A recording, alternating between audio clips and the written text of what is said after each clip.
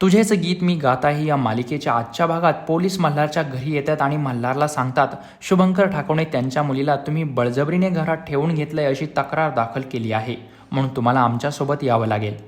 मल्हार पोलिसांना म्हणतो, तुम्हाला या मुलीकडे बघून असं वाटतंय का की हिला आम्ही बळजबरीने घरात ठेवून घेतलंय? त्यावर पोलीस म्हणतात, आम्हाला काही माहीत नाही, तुम्हाला आमच्यासोबत पोलीस स्टेशनमध्ये यावंच लागेल.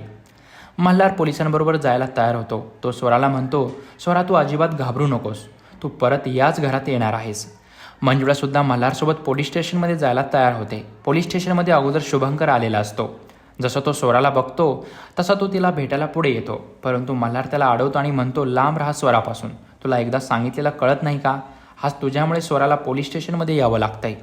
शुभंकर म्हणतो, माझ्यामुळे की तुझ्यामुळे? मल्हार, स्वरा ही माझी मुलगी आहे, तुला मला थांबवण्याचा काहीही हक्क नाही. मल्हार म्हणतो, तुला एकदा सांगितलेलं कळत नाही का? लांब राहा तिच्यापासून. तो हात तर लावून बघ काय करतो तर. शुभंकर म्हणतो, काय करणार आहेस? मल्हार शुभंकरला धमकी देतो की जीव घेईन तुझा मी. हे ऐकून शुभंकर पोलिसांना म्हणतो, बघताय ना साहेब, हा कसा मला तुमच्यासमोर जीवे मारण्याच्या धमक्या देतोय.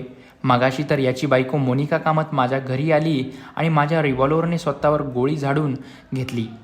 याची बायको मोनिका मल्हार कामत मला धमक्या देते की आमच्यापासून लांब राहा, नाहीतर खोट्या आरोपाखाली तुला जेलमध्ये टाकेल.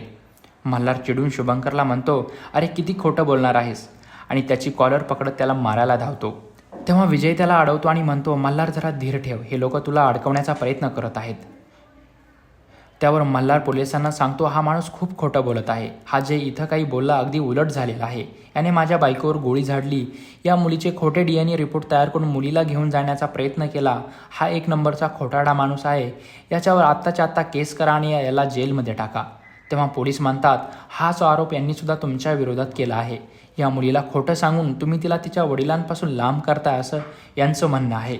एक मोठी स्पर्धा जिंकल्यावर ती आता सेलिब्रिटी झाली आहे, त्यामुळे तिला तिच्या वडिलांबरोबर जाऊ द्यायचं नाही असा आरोप तुमच्यावर आहे. विजय पोलिसांना सांगतो की स्वरा आधीपासूनच आमच्यासोबत राहते, त्यामुळे तिला बळजबरीने घेऊन जाण्याचा काही प्रश्नच नाहीये. उलट हाच माणूस याने स्वराचा खोटा DNA रिपोर्ट तयार केला.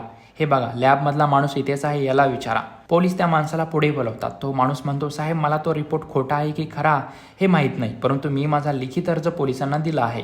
रिपोर्टवाल्या माणसाचं हे बोलणं ऐकून विजय चिडतो आणि त्याच्या अंगावर धावून जातो. मंजुळा म्हणते, खरं कधी लपत नसतं आणि खोटं बी कधी बाहेर आल्याशिवाय राहत नसतं. शुभंकरकडे ती बघत म्हणते, या माणसाचा भांडाफोड झाल्याशिवाय राहणार नाही. शुभंकर म्हणतो, खऱ्याला कधी कोणाची भीती नसते. स्वरा माझी मुलगी आहे, ती जन्माला आली ते हॉस्पिटल, ती ज्या आश्रमात राहिली त्या आश्रमातील सगळे पुरावे मी सादर केलेत आणि अनाथ आश्रमातील लोकांनी तुम्हाला अगोदर स्टेटमेंट दिले आहेत. मग काय प्रॉब्लेम आहे? स्वरा माझी मुलगी आहे तर मला तिला घेऊन जाऊ द्या, असं म्हणून शुभंकर स्वराला घेऊन निघायला लागतो. तेवढ्यात मल्हार त्याला अडवतो आणि म्हणतो, स्वरा तुझी मुलगी नाहीये. शुभंकर म्हणतो, मग काय तुझी मुलगी आहे का? हो, माझ्या मुलीसारखीच आहे असं मल्हार म्हणतो. मुलीसारखी असणं आणि स्वतःची मुलगी असणं यात खूप फरक आहे मल्हार. तुझी मुलगी आहे ना, मग दे पुरावे असं शुभंकर म्हणतो. स्वतःला मुलगी असताना माझ्या मुलीवर हक्क गाजवतोय. स्वरा उद्या मोठी गायिका झाल्यावर तिच्या पैशांवर डोळा आहे का तिला घरात मोलकरीण म्हणून राबवायचं आहे असं शुभंकर म्हणतो. आणि हे ऐकून मल्हार खूप चिडतो. तो त्याच्या अंगावर धावून जातो आणि म्हणतो, हा असा घाणेरडा विचार फक्त तुझ्याच मनात येऊ शकतो. मल्हार शुभंकरला ठणकावून सांगतो की स्वरा आमच्या कुटुंबाचा भाग आहे आणि आमच्याच कुटुंबाचा भाग राहील. आणि एवढंच वाटतं ना, स्वरा तुझी मुलगी आहे, मग जे काही होईल ते कोर्टात सिद्ध होईल. आणि मल्हार आणि मंजुळा स्वराला घेऊन निघतात. तेवढ्या तिथे NGOची माणसं येतात. NGOची ती बाई बोलते की कोर्टात केस चालू असताना आम्ही स्वराला दोन्ही पक्षाकडे ठेवू शकत नाही, तसा नियमच आहे, त्यामुळे स्वराला आम्ही NGOमध्ये घेऊन जाणार आहोत. आणि ते स्वराला NGOमध्ये घेऊन जायला निघतात. तेवढ्यात मल्हार स्वराला अडवतो आणि तिची माफी मागतो. मल्हार स्वराला म्हणतो, मला माफ कर, मीच तुला त्या अनोळखी शुभंकरला बाबा म्हणायला लावलं, माझं चुकलं, मी ते DNA रिपोर्ट खरे की खोटे आहेत ते पाहायला हवं होतं. शुभंकर सुद्धा स्वराला म्हणतो, स्वरा बाळा, तू माझ्याकडे फक्त 2च दिवस राहिलीस, त्यावेळेस तू खूप खुश होतीस हे सांग सगळ्यांना.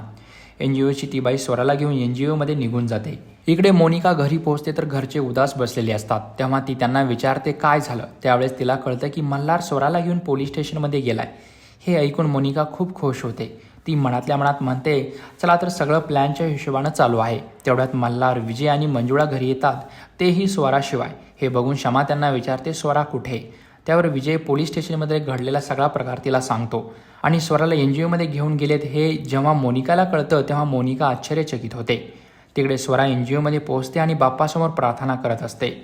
पुढील भागात आपण पाहणार आहोत की मल्हार शुभंकरला जाऊन भेटतो आणि त्याला म्हणतो की तू केलेली पोलीस कंप्लेंट मागे घे. हवं तर आपण DNA टेस्ट पुन्हा करू आणि त्याचा जो रिझल्ट येईल तो मला मान्य आहे. रात्री शुभंकर गुपचूप NGOमध्ये जातो आणि झोपेत असलेला स्वरला घेऊन पळून जायचा प्रयत्न करतो. तर प्रेक्षक हो, तुम्हाला आजचा भाग कसा वाटला ते कमेंटमध्ये नक्की सांगा.